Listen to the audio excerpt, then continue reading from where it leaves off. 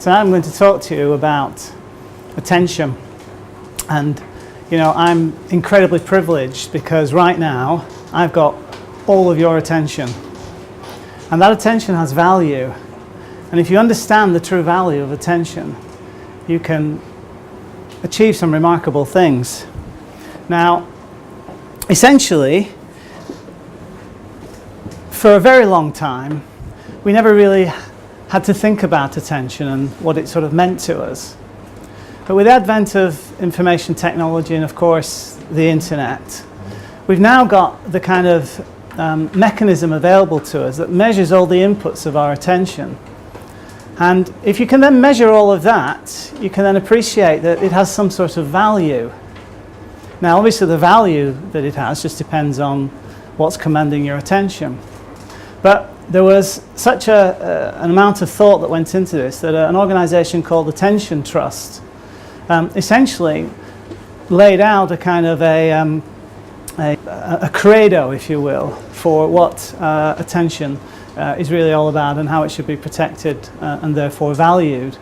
So I started off this presentation by putting this up there because essentially our attention has a great deal of value.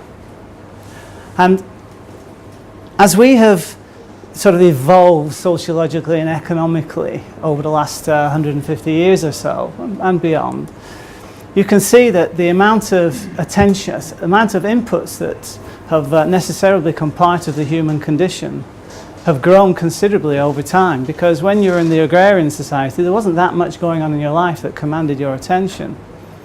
But you now fast forward to where we are today and you think about all of the sources of potential parties that you have to give your attention to.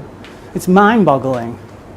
And so from an economic perspective, the rapid growth of information causes a scarcity of attention.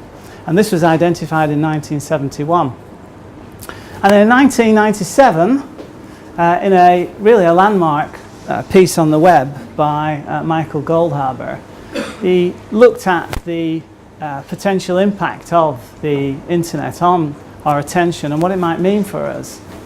And the first observation that certainly struck a chord with me when I read it a few years ago is that economies are governed by what's scarce, and information, especially on the net, is abundant but overflowing. We're drowning in the stuff. And of course, conversely to that, there's something else that moves through the net flowing in the opposite direction, and that is attention.